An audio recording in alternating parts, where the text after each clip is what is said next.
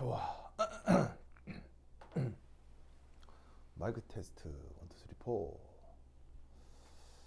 그래. 밥은 맛있게 먹고 있어요? 식당도 별로 안 열렸는데 뭐 사 먹었어요? 어. 아, 치킨. 치킨 좋습니다.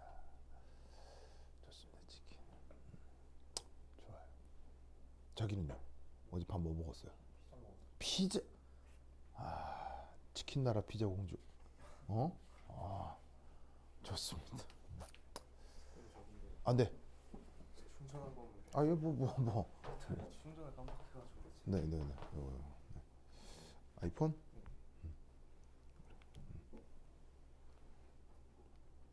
뭐 되고 있는 거야? 안 풀어가지고 지금. 아, 진짜로요? 아, 되는구나. 좋았어. 미크 테스트. 하나, 둘, 셋, 넷. 하나, 둘, 셋, 넷. 누가 보는 거냐? 지호야, 소리 잘 들어가요? 하나, 둘, 셋, 넷. 하나, 둘, 셋, 넷. 소리 잘 들립니까? 1, 2, 3, 4. 1, 2, 3, 4. 마이크 테스트. 하나, 둘, 셋, 넷. 하나, 둘, 셋, 넷. 소리 잘 들려요? 찌어. 대답이 없어. 지호야, 소리 잘 들려요?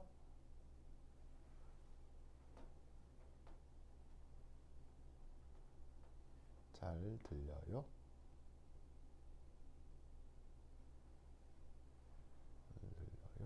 뿅. 아, 잘 들어. 오케이.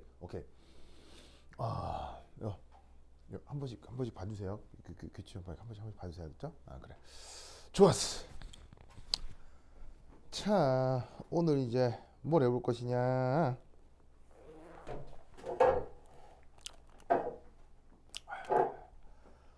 다녀왔어요. 다 나왔어요. 아이고, 됐다. 혹시 접대 이거 가져왔어요? 자, 여기 있어요. 그럴 줄 알고 내가 다 해왔죠. 그래.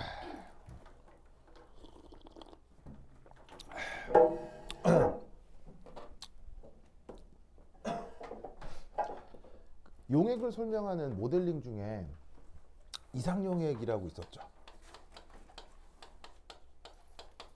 그래서 이제 이놈의 이상용액은 뭐로 다 설명이 되느냐?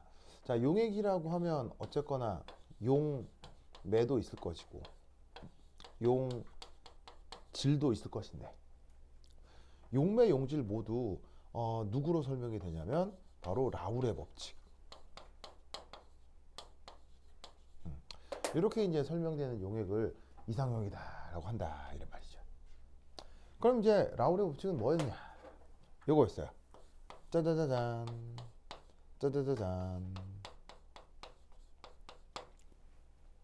자, A라고 쓴 게 이제 어떤 성분이라고 했을 때, 그 성분이 용매 성분일 수도 있고 용질 성분일 수도 있고 뭐라도 상관없는데, 이 소식의 의미는 바로 요게 뭐였었냐면 그 성분의 순수 상태 중기압. 그 성분이 순수하게 있을 때의 증기압을 이렇게 표현을 했을 때, 거기다가 이것은 뭐냐면은 모르브뉴. 모르브뉴. 몰분유를 곱해서 바로 그 용액의 증기압, 용액 PA라고 쓰면 용액에서 지우게 되었어.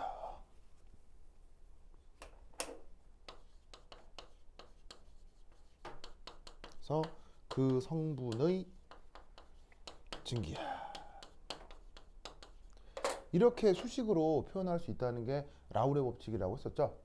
그래서 이 라울의 법칙은 증명할 수 있는 게 아니라 마치 F=ma처럼 라울이란 물리학자가, 이제 화학자가 저걸 가정을 해서 적용을 한 거기 때문에 저 수식을 증명하거나 할 수가 없어요. 그냥 외우는 거죠. 그래서 이제 저런 꼴로 표현되는 걸 우리가 라울의 법칙이라고 했고, 만약에 저 성분이 A뿐 아니라 B도 있다면 B에 대해서도 똑같이 PB는 PB 백설표, 그 다음에 XB, 얘는 A의 몰분율, 얘는 B의 몰분율. 그래서 성분이 A하고 B가 두 가지 섞여 있으면 뭐 하나는 용매고 하나는 용질이겠죠. 그래서 양이 좀 더 많은 게 용매, 양이 좀 더 적은 게 용질일 거고요. 그러면 이때 전체 증기압은 PA에다가 PB를 더한 거. 그래서 각 성분의 증기압을 더해가지고 요렇게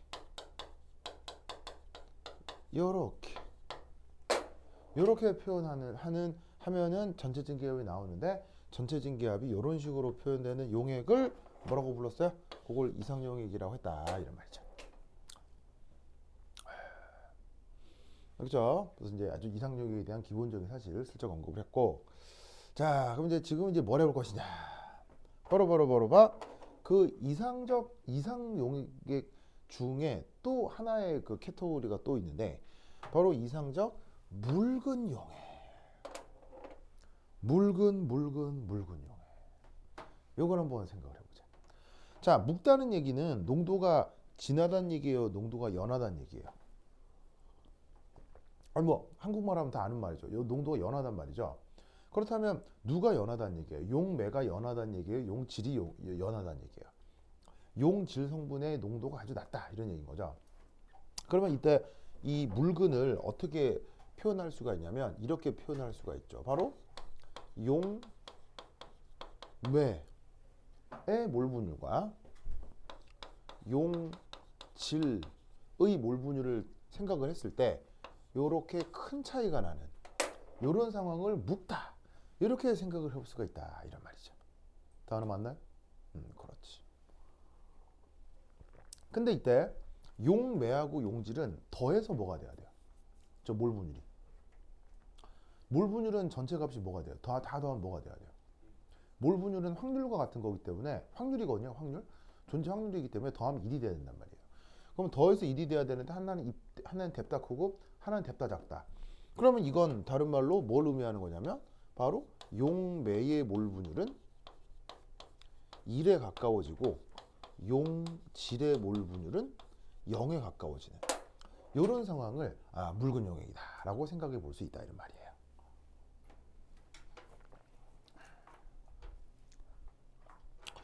또 하나 알겠죠? 왜 다은이 나연이었죠? 다은이 누구예요? 왜 다은이라고 그러지? 나연아 반가워요? 나연아 반가워요? 그렇지. 그래. 광명아? 나연이에요. 알겠죠? 그래. 자, 그럼 이때 첫 번째 1. 이 이상적 묽은 용액에서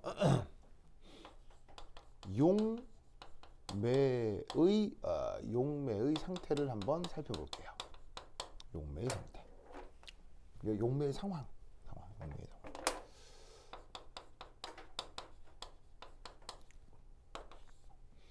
자, 첫 번째는 이렇게 되겠습니다. 이 용매는 이렇게 되겠네요. 섞이기 전, 후. 자, 전이란 말을 썼고 후란 말을 썼는데, 전이 순수 상태를 뜻하는 걸 거고요. 후가 용액을 이룬 상태라고 해보자, 이런 말이에요. 그래서 용질을 섞기 전에 순수하게 용매만 있었을 때와 거기다가 용질을 팍 써가지고 용액을 만들었을 때를 각각 전후 이렇게 해보자, 이런 말이지. 그럼 그 전후, 섞이기 전후가 큰 차이가 있다, 큰 차이가 없다? 거의 비슷할 거라, 이런 얘기죠.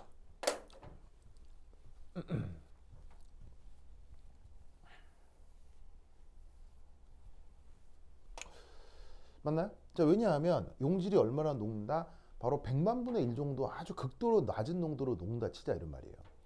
그러면 용질이라고 하는 게 들어오긴 왔는데 거기 용매가 거의 99.999%고 용질이 0.00001%면 어떤 용매 분자 입장에서는 아무리 돌아다녀도 용질 분자를 만날 확률이 크겠어요? 용매 분자를 또다시 만날 확률이 크겠어요?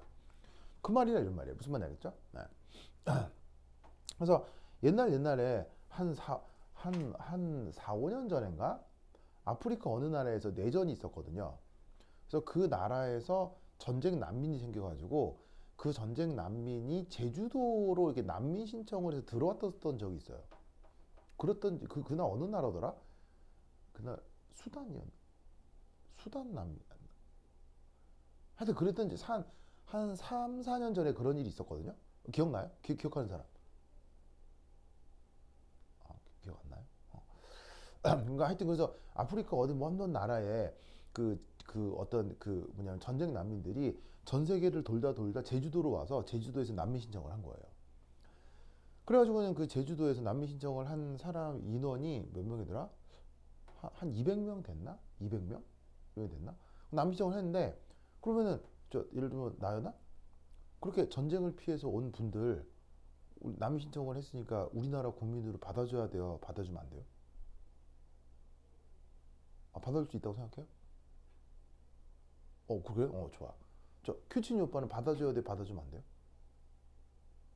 받을 수 있어요? 그렇구나. 저기 뭐 광명이 오빠는 그 난민들 받아서 우리나라에서 광명 찾게 해야 돼요? 아니면 다시 돌려보내야 돼요? 돌려보낼 순 없죠. 돌려볼 수 없다. 그래서 우리 오빠 이름이 맞습니다. 서찬이 오빠. 서찬이 오빠, 그 난민 돌려보내야 돼? 받아줘야 돼? 받아주니. 여기는 되게 여러분들 되게 뭐라고 하는지 그 뭐냐면 가슴이 촉촉하신 분들이 주로 있군요. 좋아요. 좋아. 근데 이제 그런 난민들에 대해서 돌려보내야 한다라고 주장하는 사람들도 당연히 있을 수 있겠죠, 그렇죠? 뭐 자기 이제 신념이나 정치적 성향에 따라서 뭐 받을 수도 있다, 돌려보낸다 이런 얘기 있는데, 그때 돌려보내야 된다라고 얘기했던 사람들의 주장 근거 중에 어떤 근거가 있었냐면 이런 근거가 있었어요. 그 국가가 이슬람 국가였거든요. 이슬람 국가. 그래서 그 사람들을 돌려보내야 된다는 근거 중에 그 전쟁 난민을 받아주면 대한민국이 이슬람 국가가 되기 때문에 그게 안 되니까 그 사람들을 돌려보내야 된다. 라는 근거를 펼치는 사람들과 몇몇 정치인들이 있었어요. 소찬아, 그건 어떻게 생각해? 근거가 타당하지 않다. 뭐 어떻게 생각할지는 모르겠으나 내가 하려는 말의 뜻을 알겠죠? 바로 요거 무슨 말 알겠죠? 그러니까 용질이 들어왔는데 얼마나 들어왔어? 0.000000001%. 대한민국 인구가 5천만이 넘는데 거기서 200명 오신 거라고. 200명 무슨 말 알겠죠? 0.00001% 섞이면 대한민국이 이슬람 국가가 된다. 하여튼 무슨 말인지 알겠죠? 그래서 이런 상황. 하여튼 그 결판이 어떻게 나는지에 대해서, 그리고 어떻게 나야 되는지에 대해서 뭐 나의 정치적 상황을 밝힌다기보다는 그 근거가 너무 웃겨가지고, 왜냐면 화학을 공부한 내 입장에서는 너무 웃겨가지고 그래서 한번 해봤어요. 소사는 재밌었죠? 네. 나는 재미없었어요? 재밌죠. 네. 하여튼 그런 근거도 있었다. 자, anyway. 그래가지고는 섞이기 전후가 용매 입장에서는 큰 차이가 없어. 그럼 이때 어떤 생각을 할 수 있느냐? 바로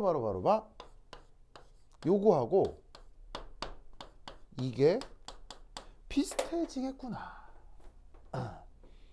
제가 비슷해지겠구나. 자, 이게 뭐냐면 이게 이제 용매 이렇게 쓰자. 용매.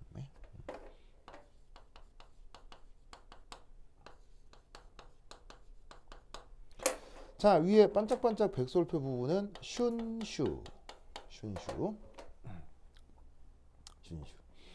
자, 그래서 이 뜻은 뭐냐면 순수 상태에서 증기압을 뜻하는 거고요. 자, 요거는 용액에서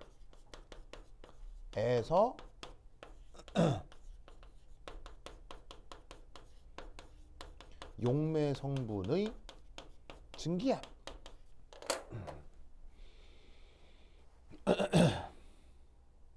그러니까 용매라는 어떤 성분이 지 혼자 있을 때가 있고 용질이 조금 들어와서 용액을 만들었을 때도 있는데, 그때 각각의 증기압이 큰 차이가 없이 아주 비슷할 거라 이런 말이에요.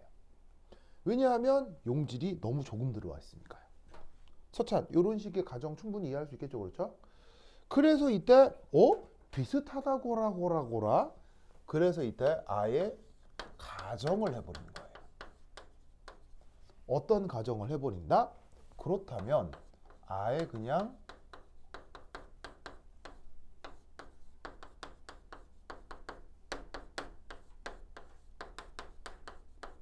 이렇다라고 정해버리면, 수식적으로 이걸 완벽하게 만족한다라고 가정해버리면 이것도 자연스럽게 만족하겠네? 왜? 묽은용액에선 이 값이 뭐에 가까워? 1에 가깝지. 그럼 이게 1에 가깝다고 하면 얘하고 비슷한 게 맞잖아. 무슨 말 나겠죠? 그래서 묵다가 못해 아예 이런 상황을 만족해버리면 그걸 이상적 묽은 용액이라고 가정해보자, 이런 말인 거지. 무슨 뜻인지 아시겠죠? 그래서 이 이상적 묽은 용액은 바로 뭐냐? 아, 이게 그 뭐냐? 바로 아유, 말이 생각했네. 그렇지. 바로 이상적 묽은 용액은 바로 이 라울의 법칙을 만족한다라고 가정해버린 거예요. 이 수식이 아까 언급했던 라울의 법칙 수식이랑 똑같죠, 그렇죠? 그래서 그냥 저 상황 자체를 설명하기 편하게 하기 위해서 그냥 용매 성분은 라울의 법칙을 만족한다고 해버리자 라고 하는 것이 바로 저 이상적 묽은 용액이다. 그렇죠? 오케이, 됐다. 자, 그 다음 두 번째, 용매 했으니까 누구 입장도 한번 살펴봐야 되겠어요. 이제 용질. 자, 이 용질의 상황도 한번 살펴봐야 되겠군요. 용질의 상황도 살펴봐야 되겠군요. 또 비슷한 예시와 다른 결과가 있었는데, 그 아프가니스탄에서 미군이 철수했죠. 왜죠? 아프가니스탄에서 미군이 철수했죠. 왜죠? 우선 아프가니스탄을 미국이 침공한 이유는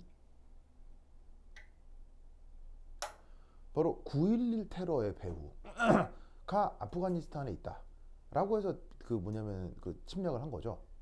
근데 사실 9.11 테러를 일으킨 오사마 빈 라덴은 어느 나라 사람?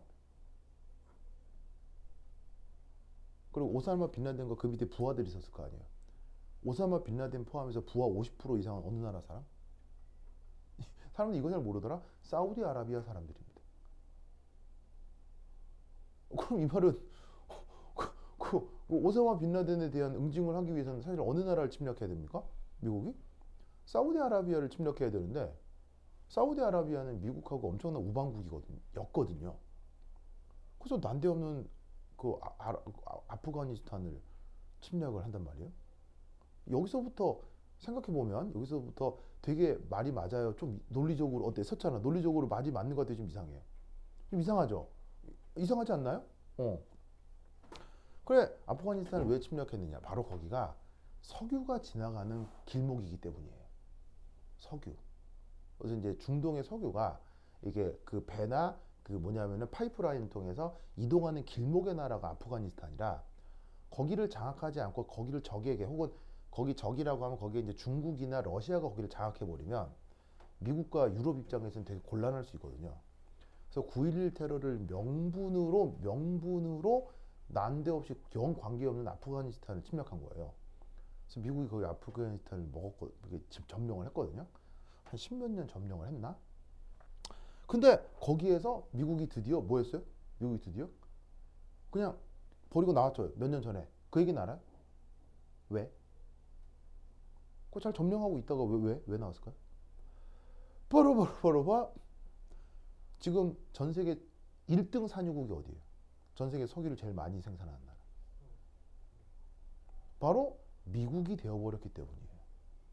원래 석유 생산량 1위는 사우디아라비아였거든요. 사우디아라비아. 혹은 뭐 아랍에미레이트 뭐 이렇게 합쳐가지고 거기가 1등이었는데, 요즘 석유 생산량 1등이 미국으로 바뀌었습니다.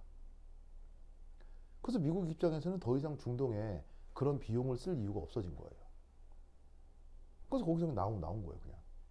그래가지고 거기 이제 탈레반이 재집권하고, 그 얘기까지는 알죠? 탈레반 들어갔어요.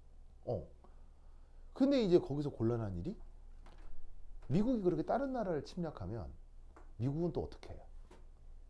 그 전쟁 비용을 어떻게 하죠? 미국이 다른 나라를 침략할 때 필요한 전쟁 비용이 있을 거 아니에요. 뭐 군인들 월급도 줘야 되고 뭐 탱크 미사일도 쏴야 되고 하니까 비용이 들 거 아니에요. 그 비용을 어떻게 하지 미국은? 다른 나라한테 분담시키죠. 그래서 지들이 석유 먹자고 한 전쟁인데 비용은 또 다른 나라한테 분담시켜요. 그래서 거기 따라 들어간 나라들이 뭐 영국, 프랑스, 무슨 말 되겠어요? 일본 같이 따라 들어가서 거기서 돈 내고 막 거기서 경비 서고 하는 거예요. 거기서 따라 들어갔던 나라 중에 하나가 우리나라. 무슨 말 알겠죠? 예를 들면 나연아, 뭐 아프가니스탄 사람들하고 뭐 동거래 한 적 있어요? 없죠. 뭐 이렇게 저 뭐야 저 예찬아? 뭐 아프가니스탄 사람들이랑 뭐 축구 한 적 있어요? 축구에서 져본 적 있어요? 뭐 없잖아요. 뭐 딱히 뭐 광명 아프가니스탄 사람들 막감 적 있어요? 없죠. 근데 우리가 군대를 끌고 들어간 거예요. 왜? 미국 형님이 시키니까. 근데 그때 이제 우리나라 정치권에서 미국하고 싸바싸바 잘해가지고 그때 이제 우리나라 군이 들어가서 뭐만 했느냐? 전투부대는 안 들어가고 우리나라는 뭐만 들어갔냐면 공병부대하고 의료진만 들어갔죠. 공병이 뭐예요? 공병. 나연아, 공병이 뭐예요? 공병이 뭐냐면 군대 내의 건설 부대예요. 그래서 군대 내에 뭐가 필요하냐면 다리도 만들고 막 건물도 만들고 하는 이런 부대가 필요해요. 왜? 예를 들면은 적을 향해 진격을 해야 되는데 이게 강이야. 그럼 못 건너가잖아. 그때 그 부대가 와서 막 다리를 막 만들어 이렇게 막. 그래서 부대 내에 건설 부대가 있거든요. 그럼 그 건설 부대가 유사시엔 뭐도 할 수 있는 거예요. 재건 사업도 할 수 있는 거예요. 그래서 건설 부대하고 그다음에 의료 부대, 그래서 군 병원 시설이 들어가서 아프가니스탄에서 이렇게 그러니까 건설 부대하고 군 병원만 들어갔으니까 꽤 그 뭐냐면 의료 서비스 건설 서비스하러 들어간 거예요. 그래서 상당히 거기서 그 아프가니스탄 사람들이 좋아했다 이런 말이죠. 그래가지고 그 아프가니스탄에서 그 큰 종합병원 짓고 그래서 이제 전쟁통의 나라니까 의료 서비스가 좀 힘들었을 거 아니에요. 그래서 거기서 이제 한국군이 이렇게 안전한 병원을 운영하고 그래서 의료 서비스를 하고 막 그랬었거든요. 그런데 이제 미국이 어떻게 미국이 이제 철수하니까 우리도 있을 필요 없잖아요. 철수하면서 이제 어떤 일이 벌어진다? 그 병원에서 근무했던 직원들, 현지 직원들 중에 아프가니스탄 현지인들이 있었을 거 아니야.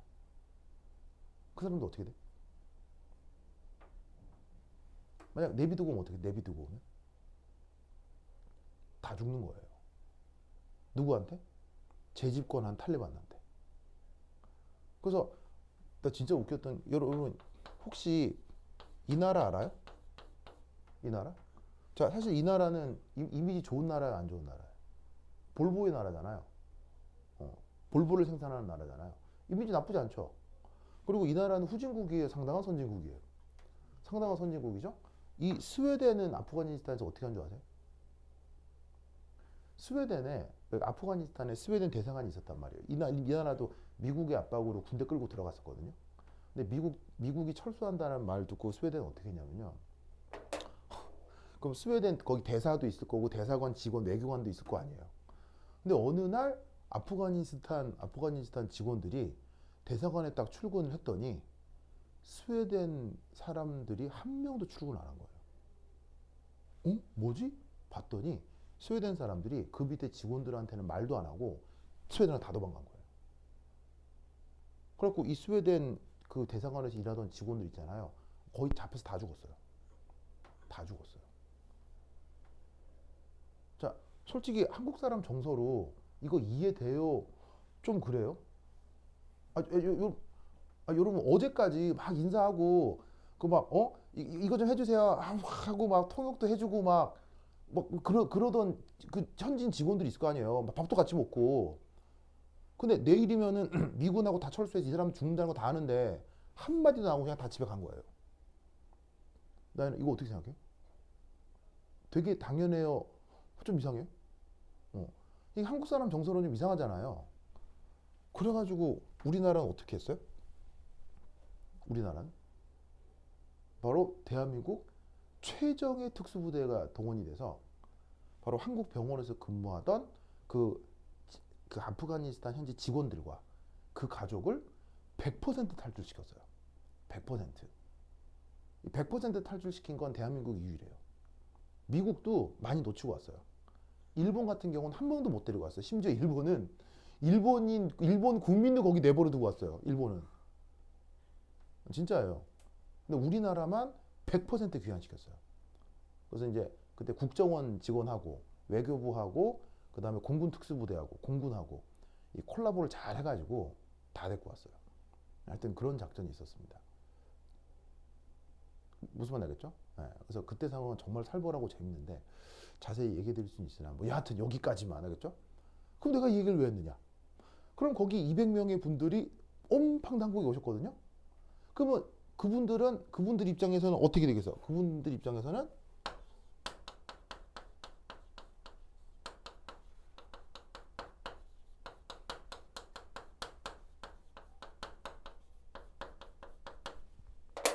완전 달라졌겠지. 어제까지 아프가니스탄에 있다가 갑자기 눈 뜨고 비행기 내려보니까 한국 땅이 된 거 아니야. 그래서 저기 충북 어디 예천인가 거기 공무원 교육시설에 거기서 잠시 숙식을 하면서 거기서 이제 한국 국민이 되기 위한 교육을 막 받았어요. 한국어 교육도 받고 한국 문화 설명도 받고 그리고 이제 필요하면 제3국으로 가실 수도 있고 또 원하시면 한국 국민이 될 수도 있고 당연히 그분들도 한국에 남죠. 예, 왜냐하면 전 세계에서 그때 당시 또 코로나 어쩌고 저쩌고 이럴 때였으니까 전 세계에서 제일 안전한 나라가 우리나라였으니까 다 우리나라 국민으로 이제 편입이 된 거죠. 그래서 그분들 입장에서는 어떻게 돼요? 자고 나니 완전 딴 나라 온 거 아니에요. 지금 이상적 물권 용액에서 용질의 상황이 그렇다. 무슨 뜻이냐, 그렇죠? 그렇죠? 이때 완전 딴 세상이지만 그럼에도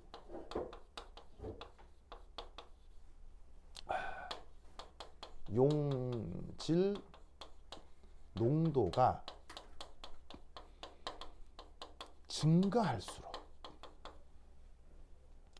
그 성격이 더 발현될 수는 있겠죠. 아주 조금 녹아 들어왔지만 그 조금 녹아 들어온 것이 예를 들어서 0.1ppm 녹아 들어온다고 치더라도 그것이 0.1ppm 녹아 들었을 때보다는 0.2ppm 녹아 들어왔을 때 그래도 용질의 성격이 조금이라도 더 나타나지 않겠느냐라는 거예요. 무슨 말 알겠죠? 예를 들면 그 분들이 100명 왔을 때 지금 200명 오셨는데 그럼 그분 중에는 아프가니스탄 전통 현지인 식당을 하시는 분도 생길 거 아니에요. 그러면 대한민국 전체 5천만에서 아프가니스탄 식당 한 개 생긴다면 그게 전체 요식업에 큰 영향 주겠어요, 안 주겠어요? 전혀 안 주겠죠? 하지만 그 난민이 200명이 아니라 400명이 오면 그 식당이 하나 더 생기겠네? 무슨 말 하는지 알겠죠? 그런 얘기인 거예요. 무슨 말 알겠죠? 그렇게 식당이 한 개, 두 개 생겨봤자 뭐 전체 시장에는 큰 문제는 없지만 어쨌건 농도가 증가할수록 그 성격이 약간은 더 많이 나타날 수도 있다. 그래서 이때 어떤 생각을 하냐면 피용질 이거이 커질 거야. 뭐 할 때? 용질의 몰 분율이 커질 때. 무슨 말씀인지 아시겠죠? 그래서 이때 아싸리 가정을 해버리는 거예요. 어떤 가정을 하냐면 커지면 커지네. 그러면 이런 식의 양의 상관관계 중 가장 편리한 양의 상관관계가 뭐예요? 커지면 커진다를 얘기할 수 있는 가장 편리한 관계. 이렇게 어떤 변수가 커질 때 그 결과가 커진다를 설명할 수 있는 가장 쉬운 함수 관계. 그걸 뭐라고요? 여러분 다 아는 말이에요. 내가 얘기해주면 허탈할걸? 다 아는 말이야. 초등학교 때 배웠어, 이 말. 비례. 그래서 용질의 증기압과 용매의 몰 분율이 비례할 것이다. 그래서 여기에 있는 요것은 용액에서 용질 성분의 증기압. 그래서 용액에서 용질 성분의 증기압인데 그게 용질의 몰 분율과 비례할 거다라고 가정을 해주는 거예요. 비례. 나 알겠죠? 그렇다면 광명아, 비례하면 항상 뭘 도입할 수 있죠? 비례하면 항상 뭘 도입? 그렇지. 이때 비례 상수를 도입하는 거예요. 비례 상수를 도입하는 거예요. 그 비례 상수를 보통 K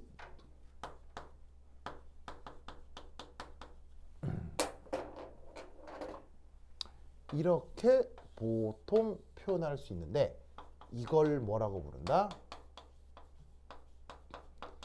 헨리샹슈라고 하는 것입니다. 알겠죠? 그리고 이런 관계를 헨리의 법칙이라고 하는 거예요. 아시겠죠? 그래서 헨리 법칙은 이렇게 이상적 묽은 용액 속에서 이렇게 정의가 된 것입니다. 그래서 살짝 정리를 하면 이상 시리즈 중에 뭐가 있냐면 이상 용액과 이상적 묽은 용액, 이상 중에 이렇게 두 가지가 있을 수 있는데 이상 용액이건 이상적 묽은 용액이건 용매 성분도 있고 용질 성분도 있잖아요. 근데 이상 용액은 용매가 무슨 법칙으로 설명이 되죠? 나연아? 이상 용액에서 용매를 설명해 주는 법칙? 라울의 법칙이죠? 이상 용액에서 용질을 설명해 주는 법칙? 라울의 법칙이죠. 이상적 묽은 용액에서 용매를 설명해 주는 법칙? 라울의 법칙이죠. 이상적 묽은 용액에서 용질을 설명해 주는 법칙? 요렇게 도입된 게 헨리의 법칙이에요. 서찬 오케이? 그죠? 그래서 이렇게 라울의 법칙과 헨리의 법칙이 도입이 된 것입니다. 알겠죠? 그런데 이 헨리의 법칙을 11점 11번이니까 이 응용합니다. 그래서 원래 헨리의 법칙은 이상적 묽은 용액에서 용질을 설명하기 위한 법칙인데 그렇게 만들어진 헨리의 법칙을 어디에 응용하느냐? 바로 액체 용매에 대한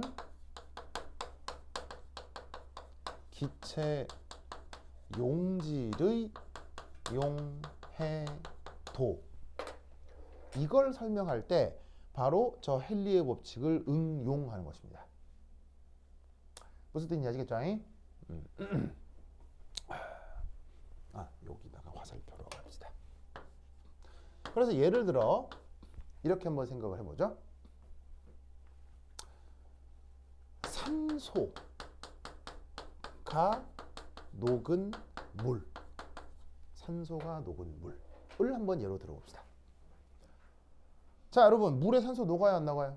예찬아, 예찬이 또 서찬아, 물에 산소 녹아요, 안 녹아요? 물에 산소가 안 녹아요? 물에 산소가 안 녹으면 물고기는 어떡하라고요? 물고기 다 죽는다고. 서찬이 은근히 되게 잔인하는 사람이? 물고기도 살아야죠, 서찬아. 무슨 말 알겠죠? 자, 다시 한번 물에 산소 녹아요, 안 녹아요? 녹죠, 알겠죠? 하지만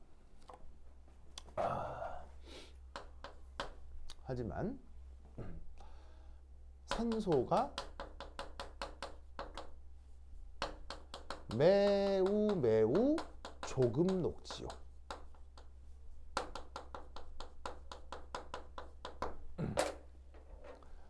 맞나요? 왜 그렇죠? 자, 물에 산소가 안 녹으면 큰일 나요. 알겠죠? 물고기 다 죽어요. 그럼에도 그 산소가 녹긴 녹는데 아주 조금만 녹습니다. 이유는?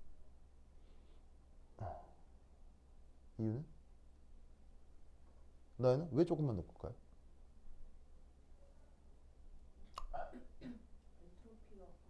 엔트로피. 엔트로피. 그렇지요. 그렇지요. 자, 산소는 전형적인 무극성 물질이죠. 그런데 무르는 성격이 뭡니까? 무르는 아주 극성이 크잖아요. 극성 차이가 심하면 잘 섞여요, 잘 안 섞여요? 잘 안 섞이죠.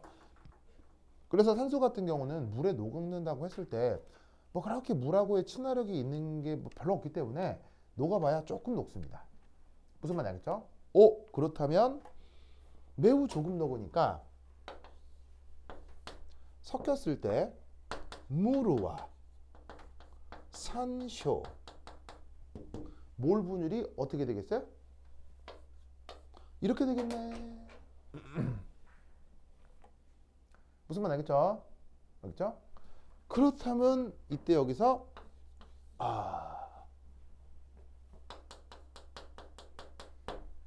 산쇼를 이상적 묽은 용액의 뭐로 가정할 수 있겠어요?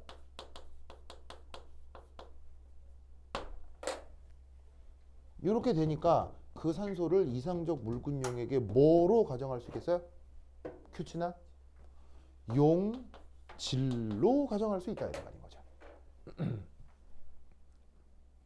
뭔 말인지 아시겠죠? 그렇죠? 그래서 여기다가 뭐를 적용할 수 있다는 얘기예요. 무슨 법칙? 헨리의 법칙. 요것을 적용하는 거예요.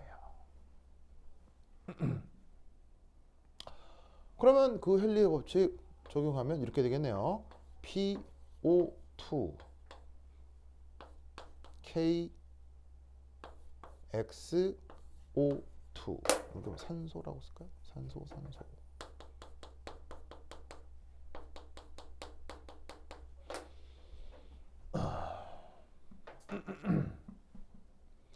헨리 법칙이 어떻게 표현됐어요? 이렇게 표현됐잖아요. 그죠? 이거 그대로 이렇게 써줄 수가 있다. 이때 각각의 의미는 요것이 바로 뭐냐면 산소, 기체, 부분합. 그리고 뒤에 있는 얘는 산소, 녹은 무르에서 산소의 모르 분율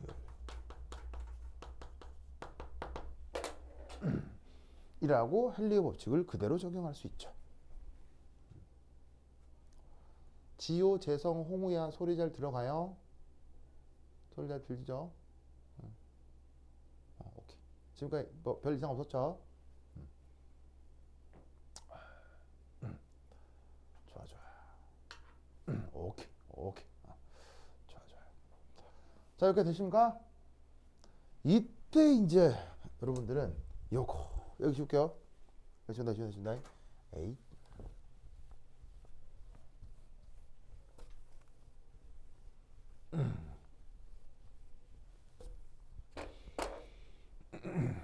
(1, 2, 3) 해서 응용을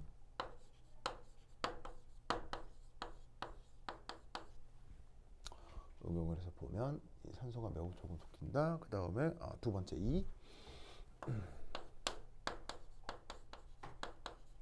요 몰 분율 얘기를 조금 더 해볼게요. 몰 분율은 모든 농도의 조상님입니다. 앤세스터. 나연아, 앤세스터 알죠? 조상님. 자, 이게 무슨 말이냐? 지금 예를 들어 지금 상황에 산소의 모르 분율이라고 한번 가정을 해보죠. 그럼 얘는 뭐라고 쓸 수 있냐면 무르의 몰수에 산소의 몰수를 더해서 산소의 몰수비. 그래서 지금 여기 보시면 N이라고 쓴 건 몰수겠죠. 그래서 섞여 있다고 쳤을 때 물의 몰수, 산소 몰수에 대해서 이 비를 계산한 게 바로 산소의 몰 분율이에요. 맞죠? 이때 어떤 가정을 하느냐?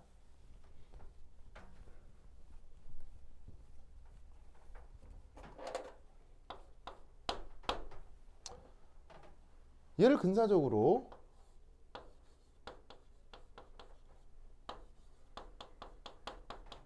이렇게 둘 수 있겠네요. 맞나요?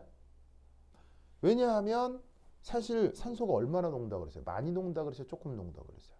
억수로 조금 녹기 때문에 여기에 있는 녹아있는 산소의 몰수를 무시한다면 얘를 이렇게 근사적으로 쓸 수가 있죠. 맞습니까? 그럼 이때 여기서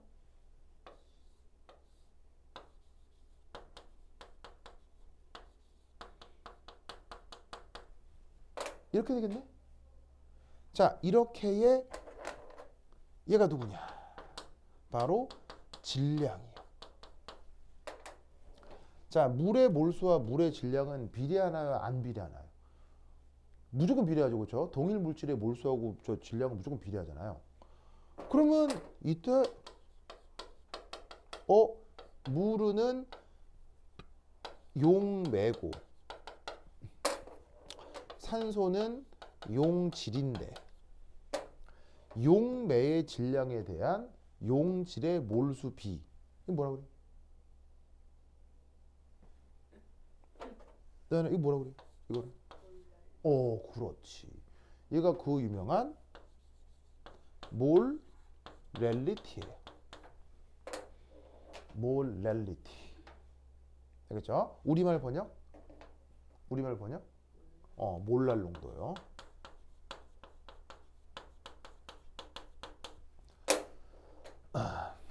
그래서 용액의 총괄성이란 말 들어봤죠? 용액의 총괄성. 그 용액의 총괄성에서 사용하는 농도가 몰랄 농도인데 왜 용액의 총괄성에서는 몰랄 농도를 쓰느냐? 무슨 특별한 물리학적인 이유가 없다는 거예요. 무슨 특별한 물리학적 이유가 없는 거고요. 그냥 원래는 몰 분율이었는데 좀 편리하게 쓰려고 저렇게 바꿔 쓰는 거예요. 그냥. 무슨 말씀이 아시겠습니까? 용질이 조금 녹아있는 상황에서는 편리하게 몰랄 농도가 몰 분율을 대체할 수가 있기 때문에 그래서 몰랄 농도를 쓰는 거지 몰랄 농도 자체에 무슨 거대한 물리적 의미는 1도 없어요. 그냥 몰 분율을 대신 쓰는 거예요. 무슨 말 알겠죠? 그렇죠?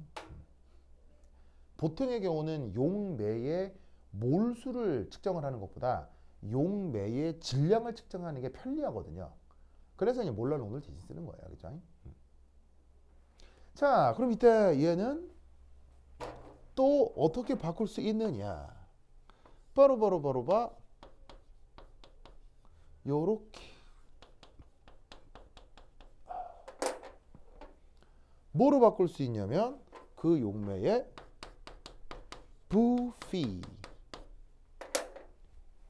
바꿀 수도 있어요. 자, 예를 들어서 물 1리터 대략 질량이 어느 정도죠? 물 1리터 1kg이죠. 왜냐하면 물의 밀도가 거의 1이니까요. 그렇죠? 그럼 물 2리터는 몇 kg? 2리터는 2kg. 보시다시피 물의 질량하고 물의 부피는 비례하네요. 무슨 말 알겠죠? 그래서 여기에 있는 이 물의 질량 대신에 물의 부피로 바꿀 수가 있어요. 그러면 얘는 또 근사적으로 어떻게 바꿀 수 있다?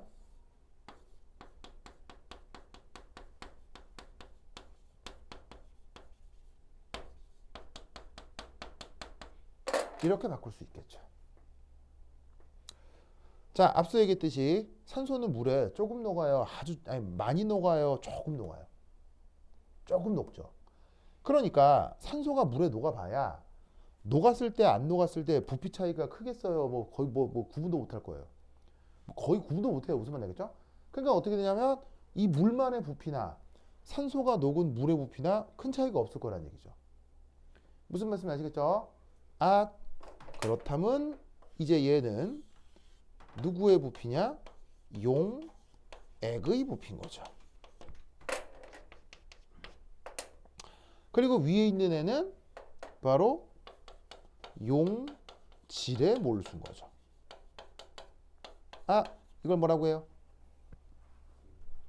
바로 그 유명한 몰 레러티예요. 우리말 번역 몰농도.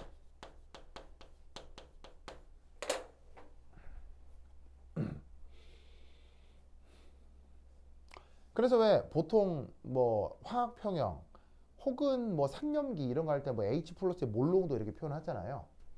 그 몰농도 자체에 무슨 거대한 물리적 의미가 없다는 거예요. 없어요. 그냥 원래 다 그 몰분율로 표현하는 건데, 몰분율이라는 게 또 다른 말로 얘기하면 확률이라고 했죠. 시스템 내에 해당 어떤 물질, 관심 있는 물질의 존재 확률을 몰분율이라 할 뿐인 건데, 그걸 그냥 편리하게 어떨 때는 몰랄농도도 쓰고 어떨 때는 몰농도 쓰고 그러는 거예요. 거의 관습적으로. 그래서 저 농도들 자체의 물리적 의미는 거의 존재하지 않습니다.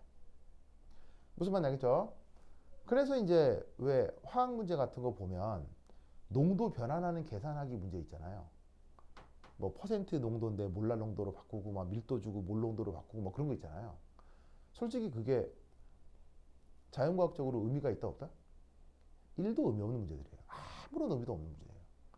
그냥 초등학생들한테 계산 연습 시키는 거지, 뭐 그거 가지고 그게 뭐 대단한 거라고 뭐 아무런 의미도 없어요. 그냥 편의상 쓰는 거를 그렇게 이제 뭐냐면 계산이나 해보라고 이제 내는 거라 사실은 전혀 의미가 있는 문제는 아닙니다. 무슨 말 알겠죠? 그래서 저런 식으로 저 몰농도는 무엇과 비례한다? 몰랄농도, 몰농도와 비례합니다. 그러면 이것으로부터 요렇게 여기 지금다잉, 여기 지금다잉.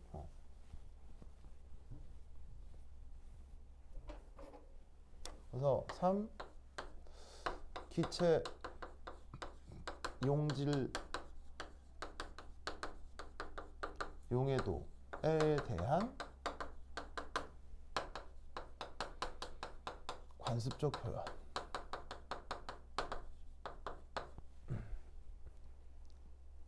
관습적 표현. 자, 어떻게 표현할 수 있느냐? 이게 되겠습니다.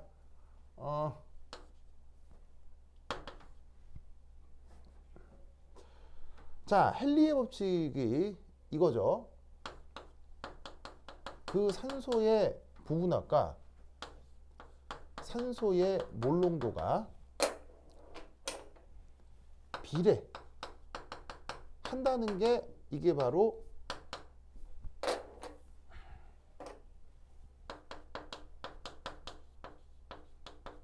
헨리의 법칙이란 말이에요.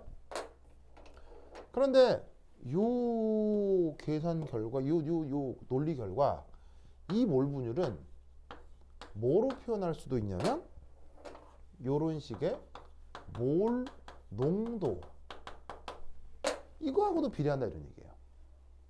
무슨 말 알겠죠? 그러다 보니까 산소의 증기압과 녹아있는 용액에서 산소의 몰 농도 역시 거의 비례하는 관계로 생각하고, 이때 새로운 비례 상수를 도입해 준 거예요. 자, 어떻게 도입한다? 이렇게 도입합니다.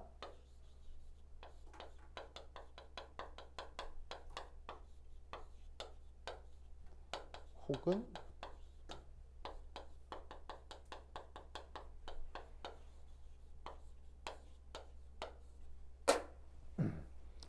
이렇게 비례상수를 도입해 줍니다.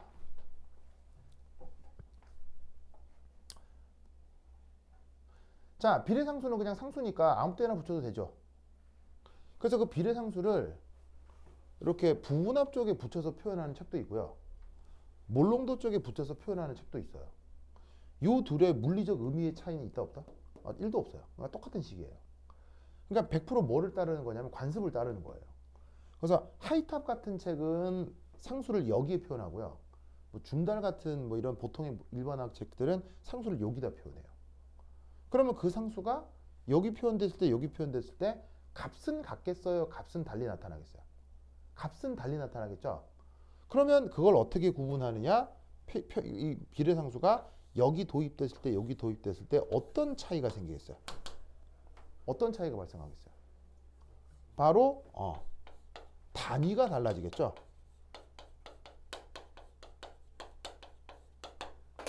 그래서 제시된 상수의 단위를 보고 그 상수를 여기 붙일지 여기 붙일지를 생각하면 된다는 얘기인 거예요. 무슨 뜻인지 아시겠어요?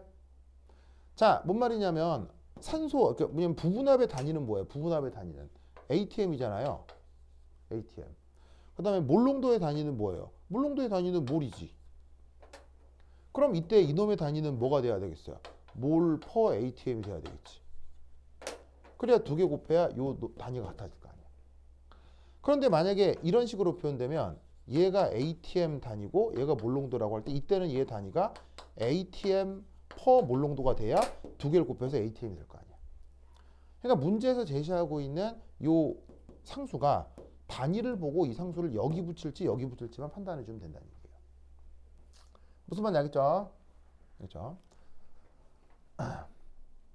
그래서 사실은 이렇게 그 이상적 묽은 용액으로부터 헨리의 법칙을 설명해야 되는데 보통의 화학책에서는 어떻게 설명하냐면 그냥 난데없이 뚜시 기체 용해도 챕터가 그냥 바로 나와요. 뚜시 기체 용해도 챕터가 나온 다음에 이때 기체 용해도를 설명하는 법칙이 헨리의 법칙이다라고 얘기하는데 그게 반은 틀리고 반은 맞는 거란 말이에요. 뭔 말이냐면 기체 용해도에 대한 설명이 우선인 게 아니고 이상적 묽은 용액이라는 모델링에 적합한 수식을 도입한 게 헨리의 법칙이고 그 헨리의 법칙이 하필 기체 용질의 용해도 설명에 적용되는 거지 기체 용해도의 용질만이 헨리의 법칙이 아니라 이런 얘기예요. 무슨 뜻인지 아시겠죠? 알겠죠? 네. 그것을 알아야 실제 용액이 이상 용액과 어떤 차이가 있는지를 구분해낼 수가 있어요. 무슨 말인지 알겠죠? 그렇죠? 그래서 이제 이런 컨셉이 바로 헨리의 법칙이다라는 것을 꼭꼭 알아두시기 바랍니다. 그래서 이제 지금 여기 있는 11번 문제 자체는 뭐 크게 어렵진 않아요. 11번 문제 뭐 슬쩍 한번 보면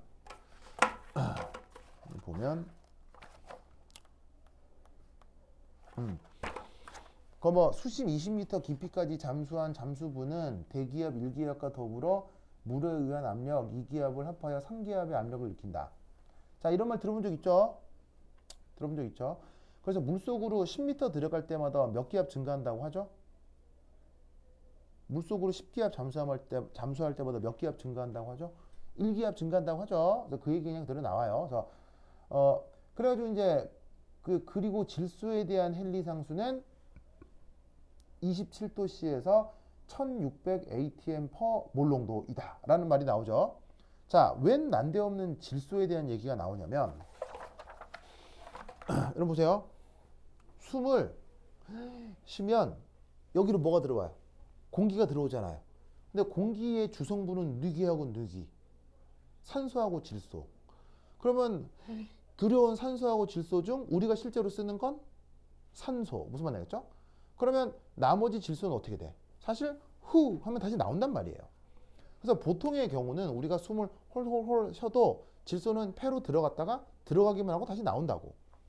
그런데 이게 우리 대기 중에서 질소 기체의 부분합은 얼마예요? 대기 중에서 질소 기체의 부분합 PN2. 대기 중에서 질소 기체 부분합 얼마예요? 자, 대기 압력을 보통 몇 기압으로 잡아? 1기압으로 잡잖아. 근데 상식적으로다가 그 중에 몇 프로가 질소야? 80%가 질소잖아. 그러니까 우리가 들이마시는 산소의 공기의 0.8기압이 질소라고. 그런데 물속에 들어가면 압력이 어떻게 돼요? 물속에 들어가면 압력이 보시다시피 3기압으로 늘지. 그럼 물속에 들어가면 이미 그 압력 자체가 3기압이 돼버리기 때문에 질소 기체의 부분합도 같이 늘어 같이 줄어. 같이 늘어난다고. 그러면 어떤 일이 벌어지냐면 아까 설명했던 헨리의 법칙에 따라서 질소 기체 압력이 늘어나니까 그 질소 기체 역시 산소처럼 혈액 중으로 더 많이 녹아들어오게 되는 거예요. 무슨 말인지 알겠어요? 그런데 이때 산소 기체 역시 부분합이 늘어나겠죠. 산소는 어떻게 되겠어요? O2에서 물속에서 3기압 곱하기 0.2가 될 테니까. 그럼 산소 역시 어떻게 되겠어요? 부분압이 늘어나고 그러면 혈액 중에 산소가 더 많이 녹아 들어가겠지. 그런데 혈액 중에 산소가 더 많이 녹아 들어가는 건 큰 문제가 있어? 별 문제가 없어? 혈액 중에 산소 기체가 녹아 들어가는 건 큰 문제가 있어? 별 문제가 없어? 별 문제가 없어요. 왜죠? 왜죠? 혈액 중에 산소 기체가 좀 더 많이 녹아 들어가는 건 큰 문제 있어요? 큰 문제 없어요? 별 문제 없어요. 왜죠? 광명아 왜요? 혈액 중에 산소 기체가 대기 중보다 좀 더 많이 녹아 들어갔을 때 큰 문제가 없는데 왜요? 소비하면 되니까요. 세포에서 미토콘드리아가 더 일을 많이 하면 될 거 아니에요. 그러면 미토콘드리아가 일을 더 많이 하면 산소가 더 많이 소모될 거고, 그러니까 혈액 중에 산소가 많이 녹아 들어와도 우리는 동물이기 때문에 산소를 기본적으로 많이 소비한다고요. 그러니까 차라리 어떻게 되냐면 물속에서는 숨쉬기 어려우니까 산소가 몸에 충만하면 이게 움직일 때 더 많은 열량을 쉽게 만들어낼 수 있어서 오히려 그 부분은 유리할 수도 있다고요. 물론 산소 농도가 너무 심해지면 무슨 일이 또 벌어지죠? 혈액 중에 산소 농도가 너무 심해지면 또 무슨 일이 벌어지죠? 산소 중독이라는 현상이 생겨요. 산소 중독이라는 생겨서 일종의 과호흡 상태가 되면서 약간 판단력이 떨어지고 약간 두통의 어지러움증이 올 수 있어요. 그래서 뭐 굉장히 심각한 경우가 아니면은 뭐 아주 위험하진 않는데 이게 조금 판단력 미스를 통한 사고가 벌어질 수도 있어서 산소 농도가 또 너무 심하게 커지는 건 또 문제가 될 수 있어요. 그런데 뭐가 큰 문제냐? 바로 이 질소가 문제죠. 이게 왜 문제예요? 이게 문제예요. 이게 왜 문제예요? 나연아? 이게 1기압이었다가 3기압이 되면서 3 곱하기 0.8이 된 이게 왜 문제가 돼? 자, 뭐냐면 부분압이 증가하니까 질소 역시 혈액 중에 많이 녹아 들어가겠죠. 근데 질소는 우리 몸에서 소비해요, 소비하지 못해요? 소비하지 못하죠. 그러면 그런 상태에서 갑자기 물 밖으로 나와버리면 혈액 중에 녹아있던 질소가 다시 어떻게 되겠어요? 3기압에서 1기압으로 바뀌면서 용해도가 줄어들고 혈액 중에 녹아있던 질소 기체가 다시 빠져나오겠죠. 그런데 혈액은 혹은 모세혈관은 우리 몸 어디에 있어요? 아무데나 다 있죠. 발가락 끝에서부터 머리 끝까지 다 있잖아요. 그럼 갑자기 모세혈관에 녹아있었던 질소 기체가 갑자기 빠져나온다. 그러면 기체는 기본적으로 부피가 커요, 부피가 작아요? 기체는 기본적으로 부피가 크잖아요. 혈액 중에 얌전히 녹아있을 때는 상관이 없는데 갑자기 기체가 되어서 빠져나온다. 그러면 주변 모세혈관이 어떻게 되겠어요? 터져요. 터져요. 그게 만약 뇌에서 벌어지면 뇌경색, 심장에서 벌어지면 심근경색, 이런 종합적인 질환을 잠수병이라고 합니다. 그래서 몸에 있는 모든 모세혈관들이 다 터져 나올 수 있어요. 자, 아무것도 아닌 사고입니까? 엄청난 사고입니까? 엄청난 사고입니다. 그러니까 뭐냐면 그 뇌경색과 심근경색이 한꺼번에 오는 거예요. 무시무시한 상황이 벌어지는 거예요. 무슨 말인지 알겠죠? 그래서 그런 걸 잠수병이라고 하고 그 잠수병과 관련된 내용을 헨리의 법칙과 더불어 만든 문제가 11문제예요. 11번 문제예요. 알겠죠? 그래서 서울대뿐 아니라 뭐 각종 다른 학교 등등등에서도 이런 타입의 문제가 되게 잘 나오기 때문에 이 11번 문제 한번 꼭 풀어보시기 바래요. 무슨 말씀인지 아시겠죠? 역시나 뒤에 해설지가 친절하게 붙어있기 때문에 이 문제 꼭 해결해 보시기 바랍니다. 오케이, 됐다. 그러면 한 10분 쉬었다 하도록 하겠습니다. 화장실 갔다 오세요. 스고이 스고이. 오, 상태 좋아.